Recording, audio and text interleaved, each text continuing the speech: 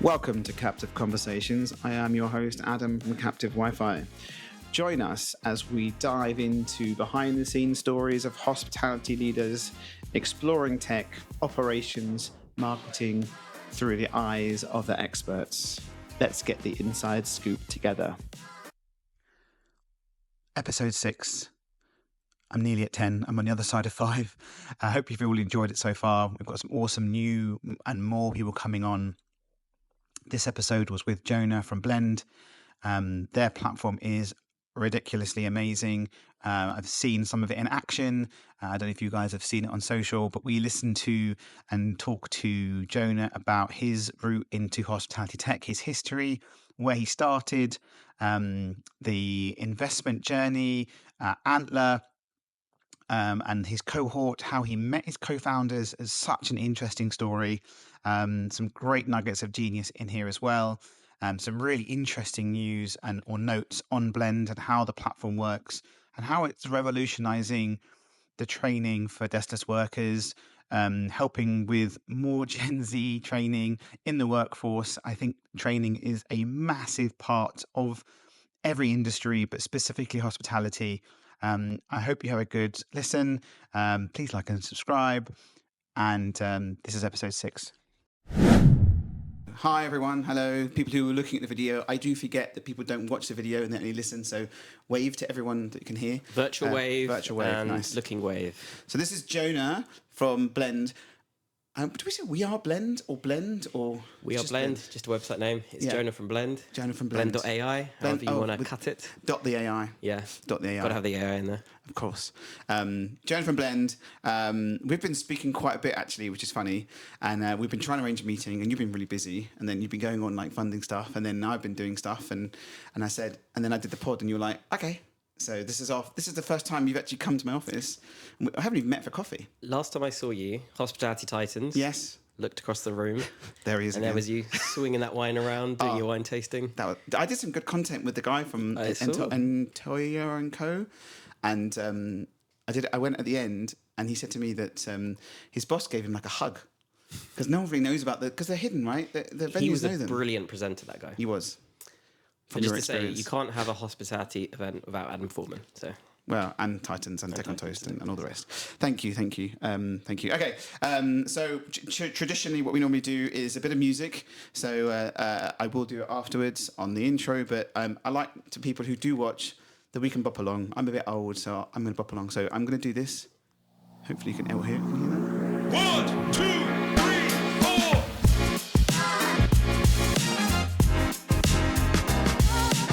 That's all you get. So is that the dad dancing section? That is the dad dancing section. Probably good time to segue that my wife's expecting. So. Oh, congratulations. Oh, when? Oh, you've got... Later in the year, yeah. Oh, this year? So I will be officially dad dancing. Sorry. That's amazing. Yeah. Do you dad dance at the moment? I do. So now I've got a legitimate reason to dad dance a dad joke. Sorted. So I'm sorted. Okay, on with the show. Episode 6, which is exciting. They say that when people hit 10, they stop. So I'm hoping not to stop at 10. And so I'm trying to continue this on. So we had Kitty Newman from Trapeze Media on previously. Hello, Kitty, who can see and wave. You can give her a little wave to the camera. Hey, Kitty, how's it going? And she had some questions. Her question was, this is really good for you, actually, to be fair. What is your favourite account on a social media platform? What draws you in and keeps you scrolling? Brilliant. So, yeah, great question, Kitty, and very relevant to what we do. So, as you know, we're Blend TikTok for workplace training. So, TikTok is a big thing for us. Keep that mic there. So, it's not very powerful mic. It's not very powerful mic. So, I would say the best TikTok account we follow is Fallow, and Fowl's TikTok account. It is bloody brilliant. Yeah. They're doing exactly what we want our customers to do. Yeah. You've got chefs who are essentially influencers who are teaching you how to make their recipes, but they're doing it in a really fun and dynamic way, wearing GoPros. Yeah. It's really cool content. And yeah, you could just get lost in that. I was literally an hour ago on the Vic Sales marketing group on WhatsApp. People were literally asking, what restaurant do you guys suggest for? And everyone was literally going all crazy about Fallow. They've got 7 million viewers on how to make chicken pie videos. I mean... Wish I could do that. Good revenue stream, I guess, if they've got 7 million. Great revenue stream, yeah. Yeah. Amazing. Okay, number 2. the best campaign you've been part of that's made the most difference / impact for a brand that you've worked with? So I was trying to understand what that question exactly meant. It's a bit of a tricky one, but it's moreover, have you worked on a specific project for a client that made a good impact? I mean, to be fair, everything you're doing for the product does that, but you're sort of learning more because you've got more newer clients. So the stuff that you're putting in, which we'll talk about later, isn't either they haven't got it or they've got something different and is affecting it different ways. So it's probably everything. Employee-generated video training content. It's a mouthful of a word. We're calling it EGC, employee-generated content. I like that.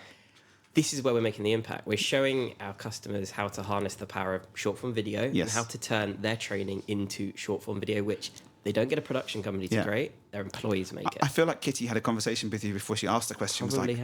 She probably heard. So our big thing, and that is where we're seeing the impact, is when we start seeing our customers who, at the beginning, were self-confessed, they didn't know how to harness the power of video. You got to stop. I'm so sorry. We will get to. We'll get to that. We'll get to it. Right. But this is storytelling. So we can tell the story about Blend, how it started, the challenges, and what it can do in a bit. I want to tease everyone into it. So we have a. Well, if you want a best campaign, then non-hospitality related, I used to do the adverts for Andrex. No. So, and this is how I met my wife. My Bumble photo was me holding an Andrex puppy. So, in terms of making an impact for brands, selling toilet paper with cute puppies, that's the way to go. I'll tell you a story about Andrex later. I can't do it. It's not one of those weird stories, but it's an interesting story about them and Costco. Nice. So, but I'll digress. Okay, so people who aren't watching, I did it with Kitty and with Scott. Kitty, I let her try a Tim Tam. Yes. But I didn't have the penguin, so we couldn't do it. So this is, hold on, for the video people. For the non-video people, I have caramel. Sorry, this is caramel. This is chocolate. And then I have a penguin that's fully wrapped. So I would like you, if possible, you have water. Yes. And if you want to put it on the table, I know that you controlled environment, you can. Try a Tim Tam. Here's a kitchen one for you. Please try a Tim Tam. But I don't know which is the Tim Tam and so which is the penguin. These are both Tim Tams, and these are penguins. So it's not a blind taste test? I couldn't do blind tasting. Okay. I'm not there yet.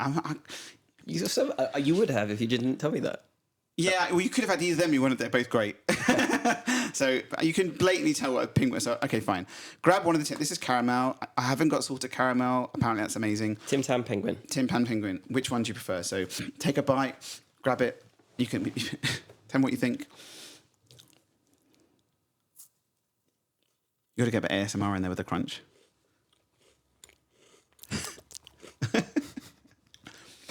What do you call it? ASMR? ASMR. ASMR. Yes. Jonah eating a Tim Tam. Yep. Okay. And there's the penguin. But I mean, I'm assuming you've had penguins before, right? Penguins, yeah. Okay, cool. So this is. You want me to open it as well? I'll tell you. I'll hold that, and more, then we more can do great the sound effects, right? Yeah. Here we go. Do you want me to read the joke? Oh yes. How does a penguin make pancakes? With its flippers. So already extra points for the joke, the dad joke. Yes.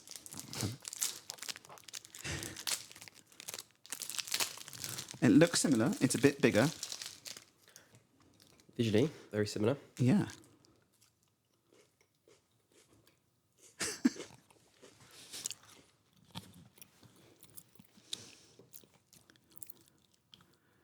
So I don't think this is fair. Go on. This is a plain penguin. That's a caramel Tim Tam. They don't do. Do they do caramel penguins? I don't know. They don't do it. That's just a normal. That's a normal normal Tim Tam. But penguin gets my vote. Okay. 1-0 to the UK. Yeah, so I think we're 3-1 so far. So on my role of trying to get this done, I think we'll end up with an interesting count. I think I'll end up putting lines on the board. All right, I'm going to put my iPad in that mode.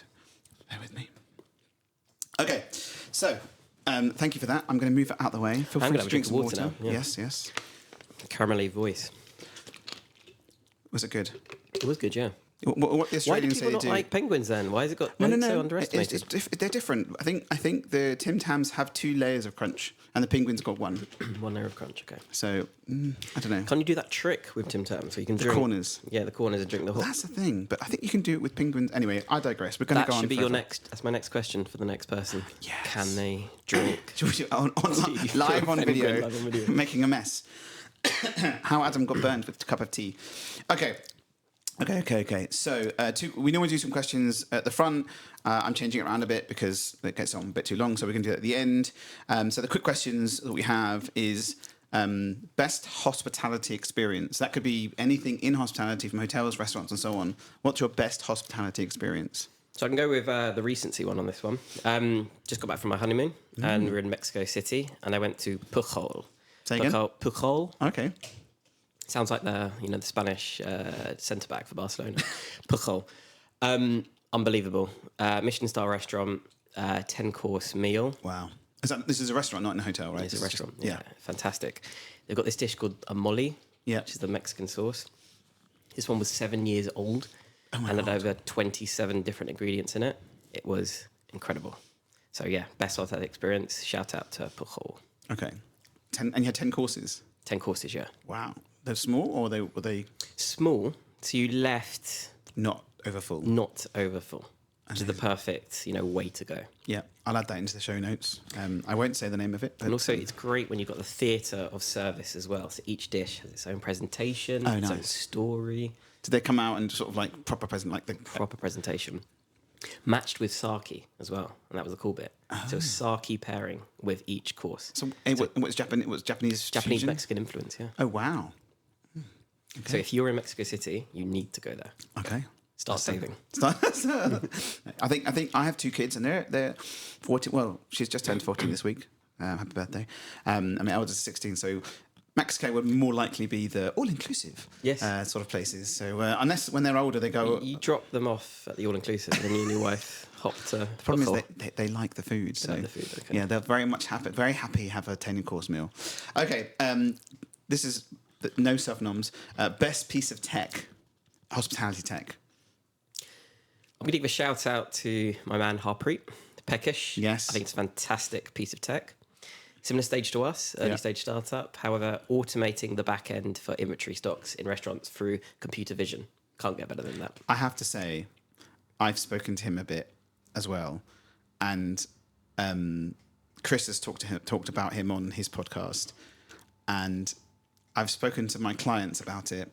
And we can swear on this podcast. They're like, no fucking way. Yep. It's not fucking possible. I know. And I'm like, it is. And I spoke to him about it. And I think he's got something like 400 different types of eggs, 200 different types of steak. And I said to him, what happens when someone comes in and there's a delivery guy and he comes in and just drops it off? Do we just video the boxes? He goes, yeah. I was like, that's just crazy. It's super smart. It's automating part of the process, which is just so time consuming. Yeah.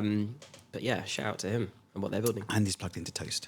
And he's plugged into Toast, which helps, doesn't it? Yeah, everyone else is trying to plug into Toast. Toast, come, send us some customers. I think if they like a bit of AI. So okay, I'll give you that. I will put him in the show notes as well. Do you want to shout out his website? Do you know his website? I have no idea what it is. iampeckish.ai. I've just made that up. Okay. But if it is I'll that put domain, it in the show notes. Okay, so now this is on to you, which is interesting. So again, it's hospitality tech, but it's more about your route into the industry, your story.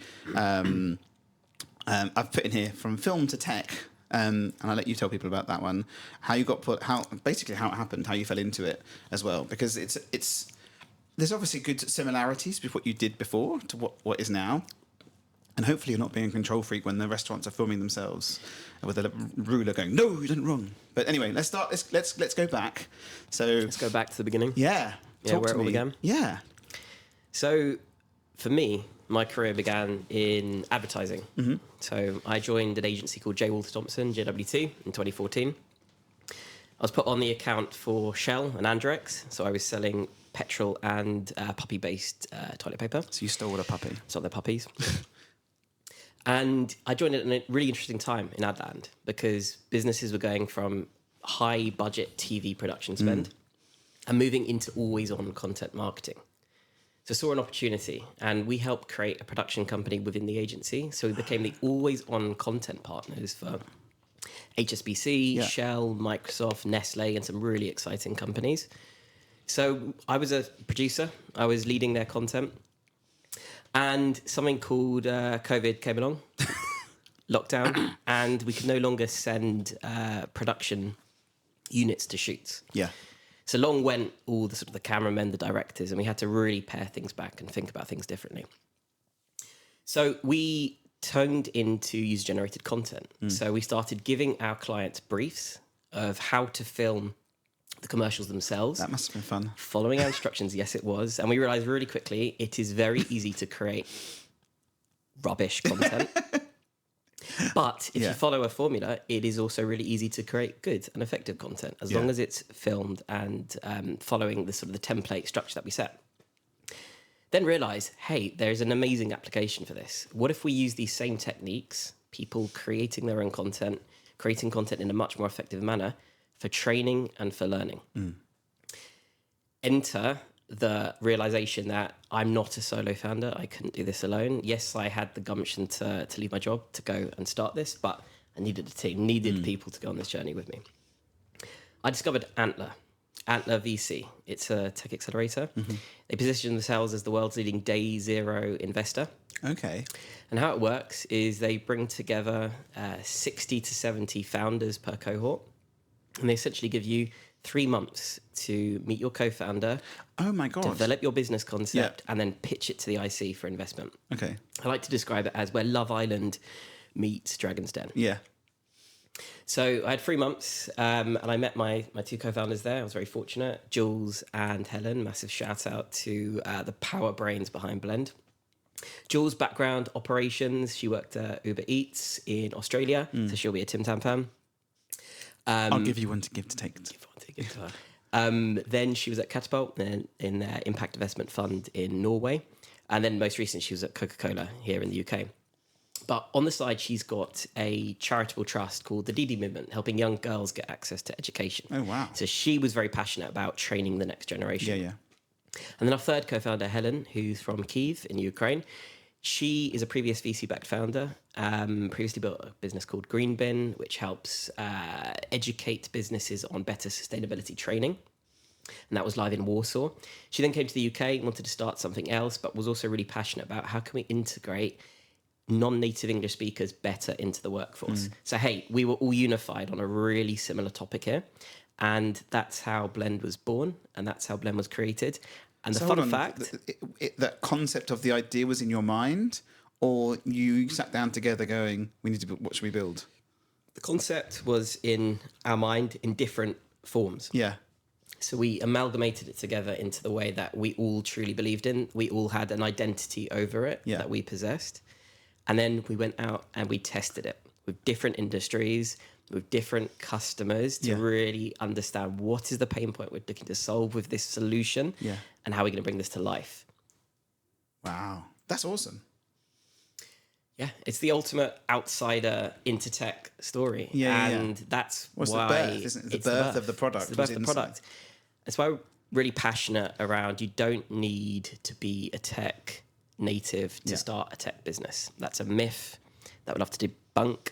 Yeah. Because ultimately it's all around people with great ideas coming together to form a solution in a collaborative manner. But then did Antler give you the tools and ability behind it? Obviously you had the co-founders you have, the benefit of their experience of previous founder and so on. So did the cohort, did the Antler opportunity give you did they support you as well? So they were like, this is, you need to build the pack, you need to build the investment report, blah blah blah. So the great thing about Antler is they help you hone in what is a VC backable solution, and do you have the team to bring that idea to life, and they evaluate on it.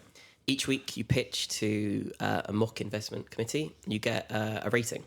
Oh, so they give you feedback. Nice. Green, amber, red. Oh, God. Amber means you're onto something, keep going. Red means it's not working, something's not right. Perhaps you guys need to break up, form a new team, and develop a new concept. And green means we like this, you're ready to pitch to the investment committee for real. Wow. We got green in our final week, and we got the investment from Antler, and that's how we got the funding. That's amazing. How we started. That's really nice to think about nurturing, putting you together. That's like a little dream story, to be fair. It's the ultimate dream story. It's all around these kind of accelerators which are cropping up to give you the opportunity to test that idea that you've been sitting on, putting it out, putting it in front of customers, but then most importantly, meeting the right co-founders if you know you're not on a solo founder journey, Yeah. to take you through that process and bring it to life. I said to Chris when he did service this year, he's doing another one next year. And I said, wouldn't it be cool if you can get them to sign a waiver, of course, so that he owns the IP. But there's so many really cool things that you can do in tech, and there's so many people in that event that know that want to do something, but they're terrified it's to cost them hundreds of thousands of pounds, blah blah blah. I said he should have a little panel with people coming up going. I've said this to Chris before. Yeah. I'll say it to Chris again. Go on. He needs to do Tech on Toast, Dragon's Den. Yeah. Where you get a series of hospitality entrepreneurs to pitch their concept. Yeah. And then Awesome. between the big sort of tech businesses within the group, they help fund that incubator money to get it going. And they get lifetime subscription. Free membership. Yeah, free, absolutely. Free Tim Tams for life. I think you're absolutely right. I mean, there isn't enough. There could be so much better stuff out there. And if you need, then host that Dragon's Den style pitch accelerator. You and I can get up there. Well, yeah. I haven't got any money to invest, but I'll definitely sit there and say yes. But yeah, I think that's a really good idea. To be fair, I think realistically, you don't need. I'm building stuff, right? So we have that product there, and a new one that we're building. You don't need millions and millions of pounds, right? You don't need it to get the basics going. It's not a huge amount of investment. The great thing about Antler and what they taught us as a philosophy to starting a business is it doesn't start with solution. It starts with a problem. Yeah. And you've got to work out what is that problem and then start to understand through your customer interviews, through your interrogation, what is the best way to potentially solve that problem. Yeah. So it always starts with the problem, not the solution. I don't like the word problems. It's been burnt into my head by someone that the problem isn't something you can resolve, but an issue is an unresolved opportunity. So issues can be fixed. Problems are a really challenging.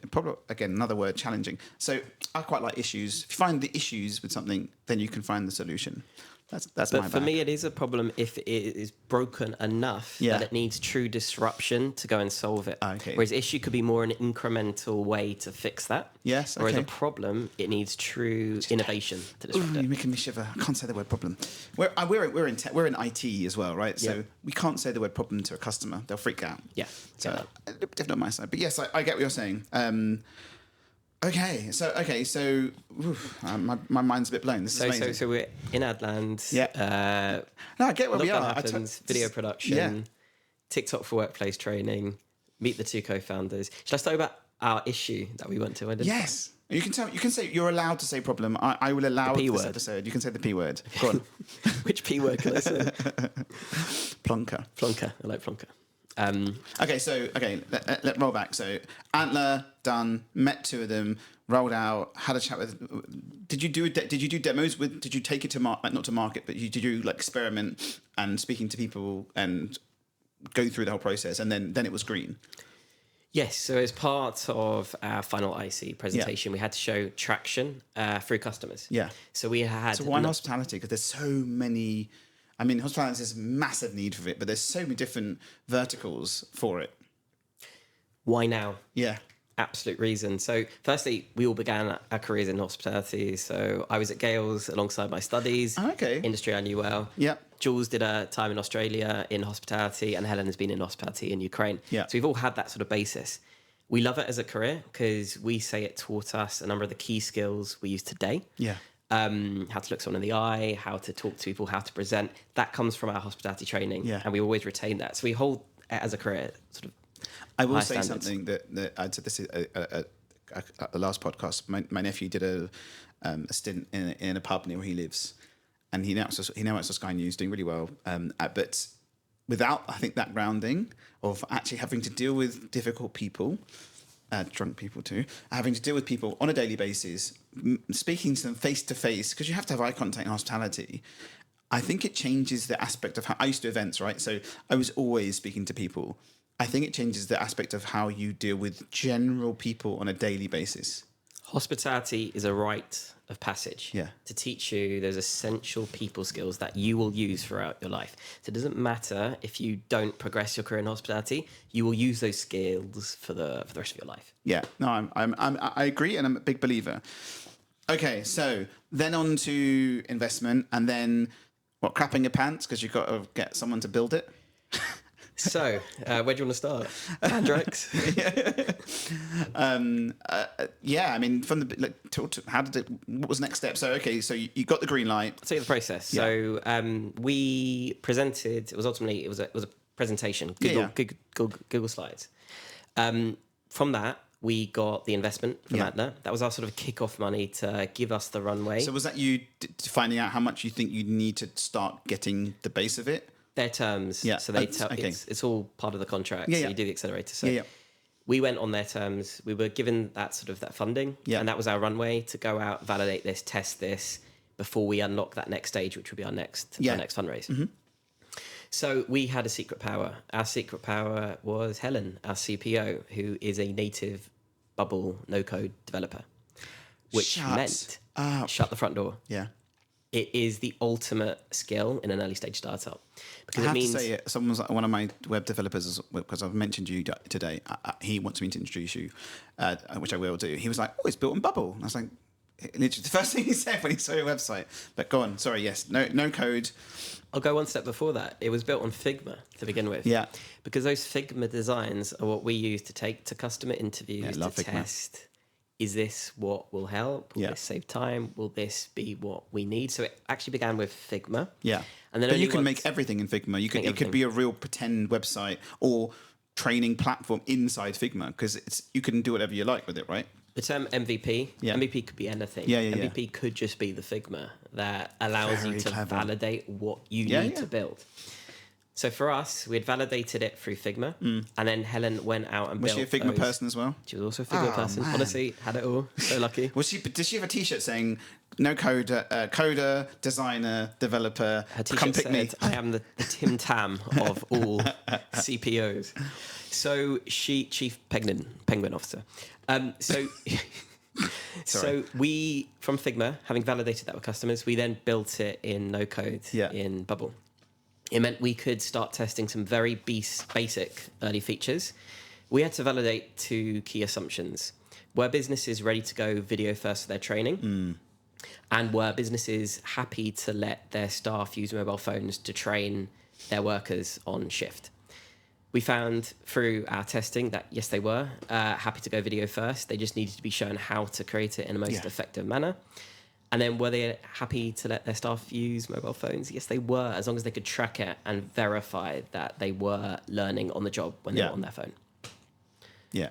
Because it's interesting. I mentioned to you the other day that we have clients, and I went to a client, one of our clients just opened, and as I walked in, the GM is literally falling asleep in front of a computer watching, I won't mention the name of the company, but watching a training platform, sort of like about to sort of tear off, eyes going, and then just got up and made himself a coffee. Video's still going along, and then came back and then was, But you know what the worst bit about that story is?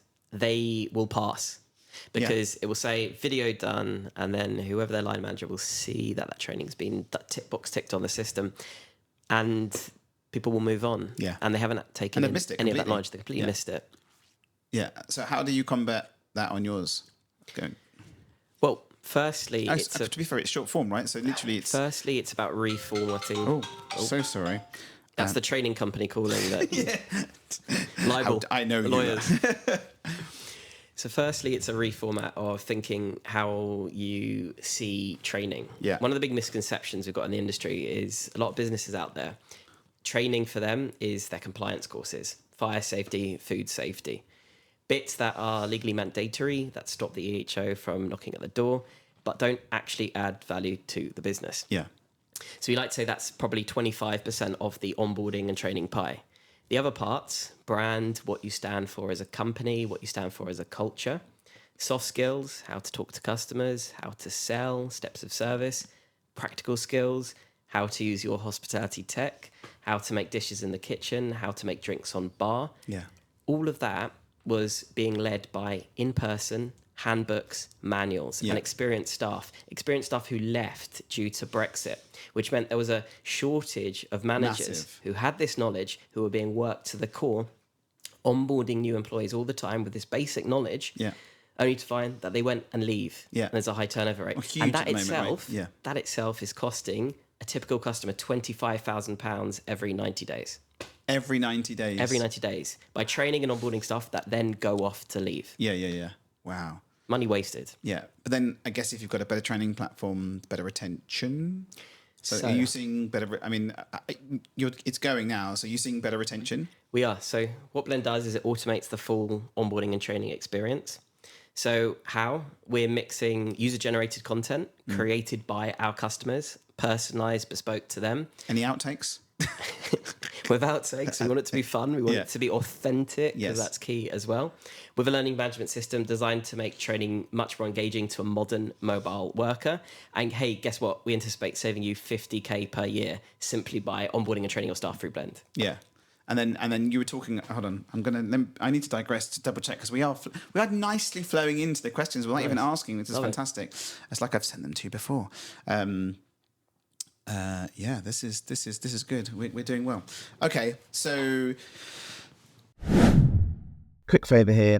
I'm just taking a quick break on the podcast just to say I would really appreciate if you can click the like or subscribe button. That helps us grow. We're very new.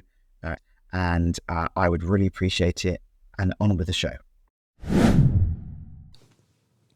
Okay, so now then we can, I guess, look at what mix and matching as well. So because you can tick, if you're onboarding someone, once you're onboarding them, you tick the box, and I guess you're having templates for new staff, right? They go through the process. The GM or manager or operations will go through those templates of, sous chef, bar manager, whatever, and then they flow through the process. First, as part of our onboarding, we help them pair that PDF, that textbook, that SOP into a map of micro-learning content. We help them do that. All these keywords. Through our technology. And we help them map it into a system so they can understand what are the learning pathways and what is the content that they need to create. So do you end up having like chunky PDFs been sent to you that you then have to decipher, and your onboarding pieces, just give us what you've got and we'll make it work? And then obviously you can, I guess, create the schedule, but then the filming needs to be done by, is it only them doing the filming, or is it something that you might do for them? Hey, this is the wonderful thing. Our customers are more than capable to create great training content. I agree. They just need to be shown how to do it and see the right references of the right styles that they need to create. How to create kitchen films. Plating films is very different from how you create soft skill films, which is very different from how you create tech tutorials. Yeah. So it's all about understanding what is the style that we're training, what is the script, who's going to lead it, and what needs to go in to do it, and so who reading owns it. back to your experience, it's that template that needs to be template-based videos. Absolutely. The key thing here is it isn't just videos. Yeah. Video is a great way to engage a visual learner, but everyone has different learning styles. I'm dyslexic, so I am a visual learner. Yeah. There's also learners in the industry who are audio learners. Hey, it's very simple to export and also have audio learning files as well. Equally, quizzes to verify that knowledge as well. Visual learning through image carousels, text-based learning through PDFs. Yeah. It's all about having as much opportunity to optimize that learning experience as possible to increase the chances that they take in that knowledge. It's so my wife used to be a teacher, and when she was teaching, everyone was engaged because there was differentiation in the classroom. My kids struggle at school. My youngest is ADHD. My eldest probably has it, but not diagnosed. There's obviously struggles, and I think nowadays in classroom environments, there's less differentiation in that. So I think what you're doing is even offering the opportunity for different. So my team, as you walked in the office, they're techies, right? So they're all kinesthetic learners. Yes. You show them how to do it once it's done in their brain. You give them a document of 10 pages, they'll take 3 weeks to look through it. Great example. We're talking about the next generation here, Gen Z workers particularly. So obviously it has to be short form. Attention spans are much less. However, we saw examples with customers where they were QSR, having to make food on site, and they'll be shown how to do it practically and didn't take in the knowledge of how to do it. Yeah. But when the manager asked, do you get it? They didn't want confrontation, and they go, yeah, got it. Yeah. And they would go out and do it and then replicate the same mistakes. Even worse, they would then show other people how to do it and cascade those mistakes. Yeah. So what you want here is it's all about consistency. How do you have a unique knowledge reference where you can go to make sure am I doing it right? Yeah. And can I check I'm doing it to the right standards? So if you are someone who doesn't like confrontation, you can go discover and make sure you are doing it right without having to embarrass yourself by asking your manager. Which is massive, because even in the beginnings of hospitality and general management, I mean, when I first started in tech, I did what I did and then I left. And so one of the things that we do, which is really important, is ask questions. Always ask questions. Even if you're pissing people off, we always say the first thing to do is ask the questions. But if you're a time-stretched manager, yeah, you've got customers on this end, you've got fires to put out everywhere, you don't have time for too many questions. Yeah. So the idea here is the questions you want to be answering from your new employees are the really confidence building ones, the exciting conversations, not the menial tasks, because that's just time wasted. So if we can take away the conversations from the menial side and focus on the career building side, hey, the relationships are forming. And that's what this is all about. I guess another piece of it is mental health and that side of it as well. So confidence building, understanding, communication. So we're doing some training at the moment here and from a US brand, and they've got a whole piece on how do you make a manager happier if he's unhappy. It's to do with an ethos. And they're all looking at me here going, why? I don't understand. And obviously we're tech, so it's a bit different. But yeah, you're right. I think that's a very interesting point. The other trend is authenticity. So you're seeing learning out there through avatars, for example. Yeah. Oh, that's terrible. I hate that. So people like it because it's saving them time. It's creating content in a more effective way. However, the point here is, as a new employee, you want to see the eyeballs of a staff member that you actually know to take in that knowledge, because it's part of the relationship building. So when is the CEO going to record his voice and video and then go to 11 labs and then you can just deploy it throughout the business? Every CEO should have a personalized message for every new employee as soon as they start. Absolutely. Yeah. That's what we want to be doing at Blend. So yeah. But you could theoretically do it with a bit of AI, couldn't you? Easy. Yeah. So that's another part of the culture piece. If you join a company, you want to know, what is the company I stand for? Yeah. Who am I representing? That's why there's a really cool app, employee app. What's its name? Blend? No, it's a recruitment app. And it's all video recruitment. So you'd go out as a GM owner and you'd go on the app. I will put it in the show notes. Giggle. Yes. So Giggle. Great brand. Great company. Really clever. And Really clever. the turn up rate is higher. The interview rate and acceptance rate is higher. Giggle is great. And I met the founder a couple of weeks back, actually. What they're doing is they're showing the real authentic side to the business as part of the recruitment process. So then the prospective candidate can see the genuine experience. It's the same as the onboarding process when joining Blend. You want to show them a genuine, authentic experience, not send them a la la land. Otherwise, when they realize, hey, this isn't real, they'll leave. Yeah. I think so. Do you know Jason Berkowitz, our up training? Yeah. So I'm going to segue slightly onto this. Sorry. What is it today? Today is Wednesday. So Wednesdays and Fridays, 6 p.m. If you can make it, digital hospitality on LinkedIn. There's a wad of people. It's run by, and it's really weird to say, Cali Barbecue Media. They have something called Digital Hospitality. It's an awesome group of people. It's every week. Technology leaders. Jonah will go on it at some point. Jason Berkowitz is on it, and he has Arrow Up training in the US. And he said a really good comment a little while ago. I think it was like making employees into leaders, or turning employees into leaders. I think that was it. I'll double check what it was, but it was a really good comment, because if you can do that with training, then they become a force for the company. There's that famous line, I think Chris actually said this a while back, which is that old paradigm of a head of training speaking to a CFO saying, we need to spend this money on training. But then the CFO saying, but what if that person leaves? Yeah. But then they retort back, but what if that person stays? Yeah. And that's what it's all about. It's around retention of that knowledge within that organization. And guess what? Yeah, you might leave, but if you can leave a better person than when you started, then fantastic. But not only that, even if they do leave and they have your platform, they've already embedded their brain into the platform. Their knowledge is on that platform. Right. So the training manager can just, so we have a documentation platform on the IT side of the business. It's called IT Glue. It's awesome. Has everything in it. You could literally sit in my office today, answer calls and understand the flow process. It's not video training, but it has documentation. And I think that's a huge missing piece in specifically hospitality. And now with the new generation of staff, the retention is mental. I mean, like I spoke to a client the other day who's across the road from us. He said that he did an interview for a new GM. 50 people agreed to come. Out of the 50 that came, 10 only turned up. Out of the 10 that turned up, two were offered the job. The one that was offered the job, never turned up.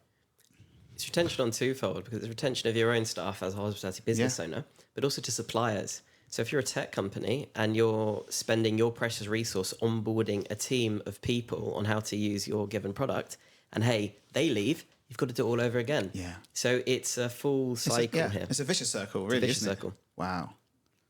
It's knowledge retention. Yeah. I think we talked about as well, which I'd love to happen as well. We talked about training for tech platforms too. So when you start, you look at say if Chris is working with them, he's got the whole tech stack planned out, and they just tick the boxes for the tech that they're using, right? The wonderful thing here is every tech provider has their go-to video expert, the person that presents their product in the best way possible. Yeah. Let's capture that knowledge. Yeah. Let's save it down. Let's make it replicable, and let's get it on platforms such as Blend. Yeah. So we can distribute it to all your customers. Yeah, and then they get access to everything else. Little T in view. Little penguin. Yeah. So would you potentially say if you have an uptake on an EPOS company and say you've got 30 clients with it, rather than them doing it all, would you then approach them and say, okay, so this is what we're doing, this is what's needed? The great thing is it's already happening. We've got a feature called the Global Bank. Yeah. This is where our customers can share and publish their knowledge, not just on their private channel, but with other customers. Oh, nice. So what's happening is customers who are using a certain piece of tech will then publish it to the Global Bank.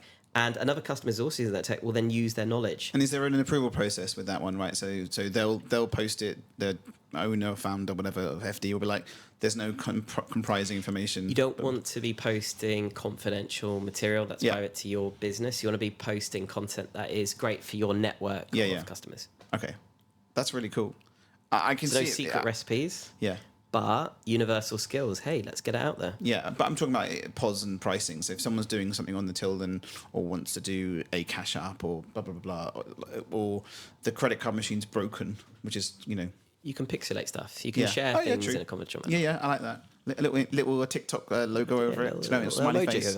Yeah, those dollar emojis. Okay, amazing.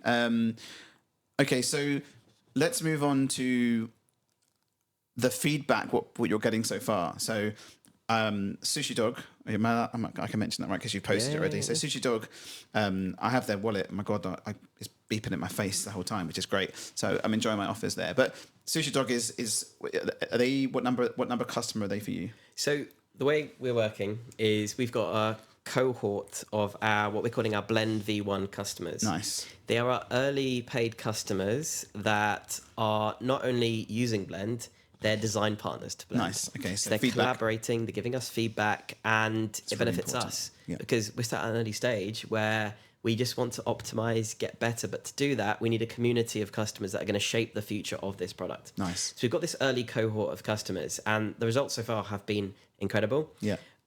What we found is that it's not just Gen Z workers, kitchen workers, back of house. We've got some full service customers as well. They're loving it. They're very much not Gen Z, the millennial, but they're visual-based learners.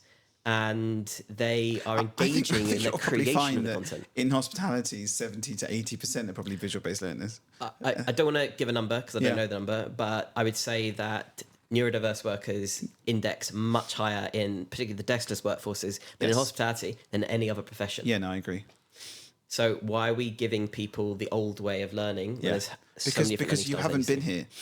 There hasn't been an option for it. It's been so the challenges you have is, I think that I'll touch in a minute, is if you're a group of 20 restaurants, you have training manager, you have opening manager, great, you have that whole plan. But if you're 2 restaurants, you don't have that ability. It's the owner, founder, or manager will go in and train them? A number of our customers are owner-founder businesses. They've got sort of 3 to 5 sites. Yeah. And they're having that pain point where they want to replicate their model. They're getting investment. They're beginning to scale. Yeah. But it's too time-consuming for them to do. And that's where Blend comes in to help them scale that process. Yeah. And that's that magic moment where you can capture that knowledge, which has helped you get to your early success on a bigger scale. So on the tech side for us, when we do similar, we build that we build the technical architecture of the site, so that gets given to builders, architects, and so on. So all on the same page of what needs to happen, and that's fantastic. I think that's a really big point in this industry, and especially in London, because more brands are expanding. So we've got an example, a tangible example. We saved a customer £10,000 just through a new menu launch. How? Because we saved their regional and head chef time traveling to all the different venues to do the training when they could just do it through Blend. Yeah. The hours saved just by using Blend to cut out some of that essential travel time equated to £10,000. And then you can add Q&As, right? So you can add Q&As and you can verify the knowledge. Yeah. Okay. One of the weird things you see is in new menu launches, when a head chef is showing his team of chefs how to do something, everyone gets out their phone and they start recording it.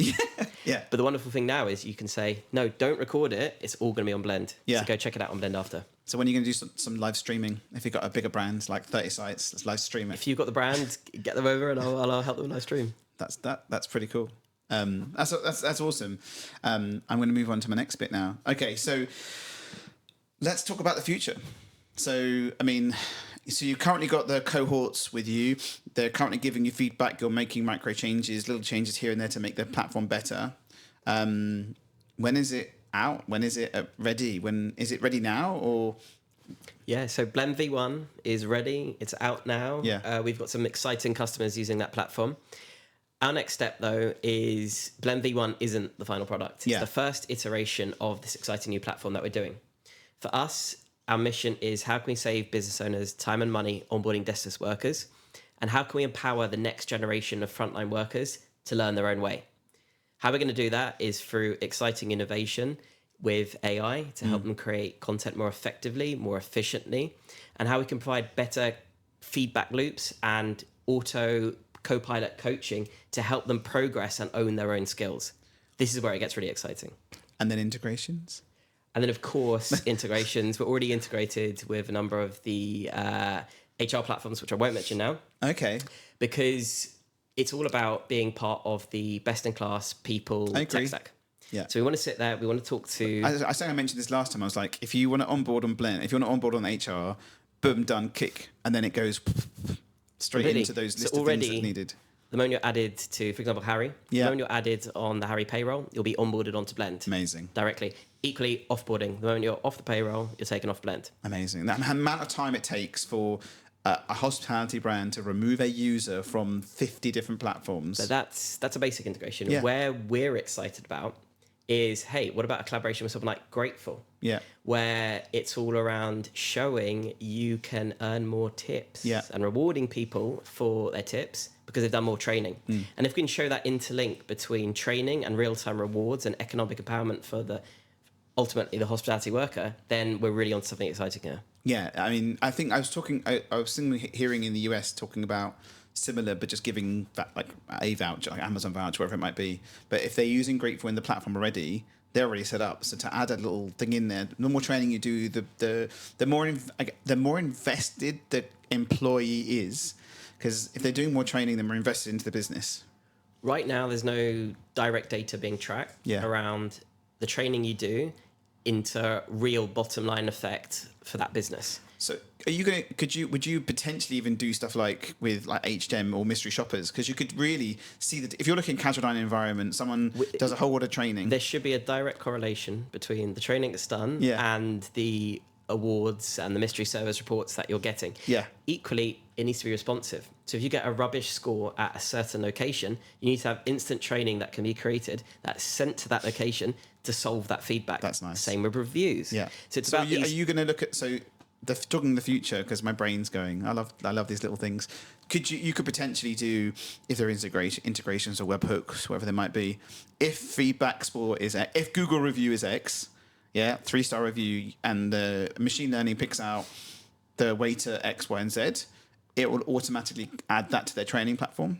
If you're getting bad feedback on a certain dish, the time that it takes to create the training to then go back to that location should be almost instant. Yeah. So the idea is real-time loops where you can train people on the feedback where they're going wrong. So and right now is it web based, right? It's web app based, right? There's no mobile app, right? Yeah, right now Blend is web based but mobile optimized for mobile. So it's easy to convert into mobile if you need Super to. Simple. So then potentially if a staff member has, because obviously staff have lots of apps anyway, but you could potentially have like if X dish or X waiter at site, and you could send them an email, I guess, anyway. Your training's been added to your platform. Please complete by X. Because it already happens. Yeah, it already happens. So we can be super responsive. You can allocate your training based on employee, based on team, based on location. So if you see a particular location is failing in a certain number of aspects, hey, refresh, resend them that training for them to do. So talking about automation, is the plan eventually for it just to be like it does it? Fully automated. We want real-time talk between feedback, customer experience, and the training input that goes in. Nice. That's awesome. Because I know with Harry, with Trail, you can create tasks on webhook. So if X comes in, for example, if negative feedback comes in, you can send. I think they use Zapier. You can via Zapier, you can plug in and do X. So that would open up a lot of features, I guess. Absolutely.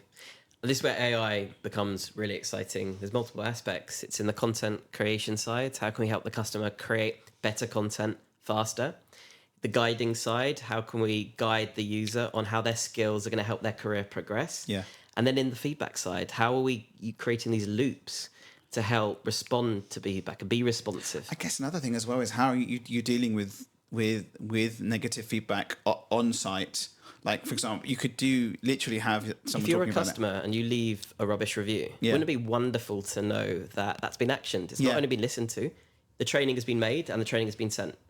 So there's aggregators, right? So there's sentiment search, there's feed it back, 7 members have their own, there's a few others out there. Would you, I guess it's all dependent on customer, right? So if a customer with 30 venues, blah, blah, blah, comes to you and says, we use this training platform, will you plug in to your feedback platform, can we plug it into yours? That's a no-brainer, right? It's a no-brainer. We want to collaborate with anyone and anyone that can give us that data, because ultimately we want a better onboarding and learning experience for everyone in the ecosystem. So the words API come to mind. Oh, yes. Footage of someone eating a penguin over that whole... I have no idea how long that's been off, because I didn't even hear it.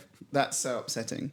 Episode 6, more challenges, but the good news is that we have something called a roadcaster, so the audio's always been recorded, and my shitty hardware, it's not shitty, it's quite good. It's a great camera.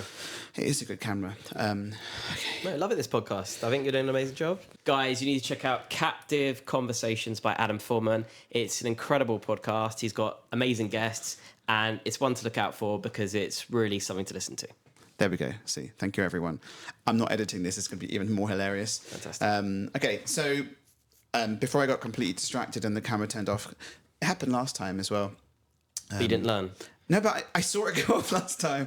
Anyway, it's plugged. Look, you can see the cable is plugged into the power. It's recording. Captivating conversation. It's definitely captive and conversations. Okay, so API. Connecting into other platforms. It's gone from a nice to have to an absolute essential. Okay. You've got to be talking to other platforms and you've got to have an API. It's now a no-brainer. So that's going to be a potential, or it's coming soon? It's coming soon, yeah. Okay, amazing. That's exciting. So then people can just plug in if they need to. Because the challenge is when you go to a partner and say, we want to do this, they'll say, here's my API. But realistically, they're going to get pushback. They're going to go to their other provider and say, we're using Blend. Plug in. The great thing is there's only so many HR platforms, there's so many ATS platforms that once you've got those integrations sorted, you're already ready for them. Yeah. I'm talking like feedback and other things. Oh, yeah, that's where it gets exciting. It's, like Pretty from Sentiment Search's platform's awesome.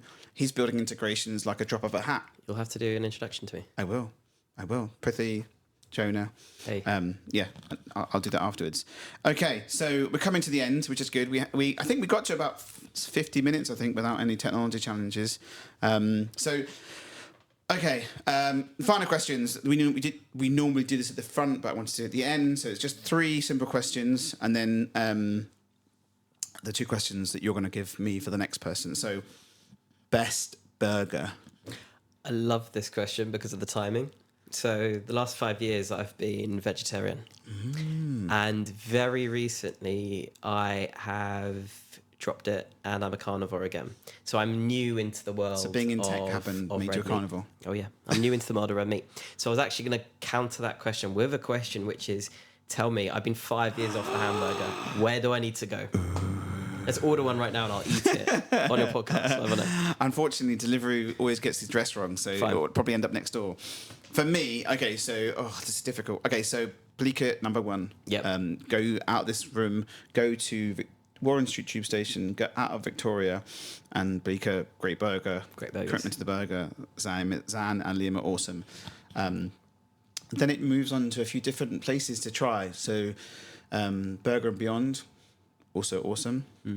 Black Bear Burger, also awesome. Honest Burger? I like Honest Burger, but it's not... Because it's so many of them, right? Yep. Their smash burger's really nice, but you won't have a comparison to the others. How many burgers should one eat a month? That's my question. No, it's not my question. I think it's all in moderation. Good answer. So, if it was up to my team in the office, every day. Every day. Every day, if they could. So, okay, so I recommend you try a selection. Will do. I think any others I can think of for you to try.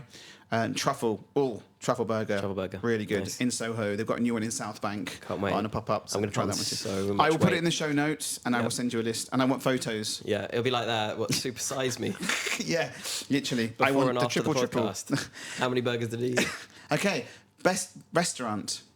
Shout out to Hoppers. I went there recently and had a fantastic meal. Great experience all around. That whole group is awesome. It's an amazing group, the JKS group. My local though, VJ's in Kilburn. What an Indian restaurant that is. That's always a great experience. Nice. So then, only recently you've been meaty. Yes. So is it vegan? Was it vegetarian? No, it was pesky. Okay. But only liking prawns from the pesky side. So it was basically veggie plus prawns. So you were flexitarian? No meat. Oh, so no meat at all. Okay, Yeah. so like pescatarian, but just the prawns. Like flexitarian without the meat, without the fish, but with the prawns. Okay. Pesky. Prawns are healthy, I Prawns guess. are healthy. Okay, and best hotel? It's got to be the Pig in Bath. Okay. It's where I proposed to my wife. So how did you propose? Come on. how did I propose? Do you know what they did, which nearly screwed me over?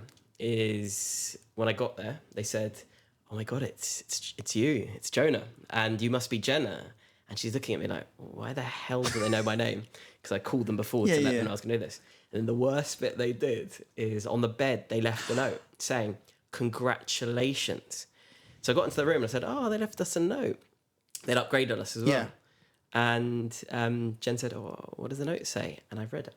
Quickly threw it away. I said, "Oh, no, this must be for the last person." So thank you. It's a thank you note. Thank you. But other than that, they helped me. Did it in the greenhouse in there. Okay, so they screwed you, but not badly. No, they were joshing on me. Yeah. Keep me on my toes. And how did it? Come on, keep going into the greenhouse. Right, here we go. So she then went for her massage. Yes. Which gave me approximately 45 minutes to set up the greenhouse in the garden with help with one of the lovely staff members.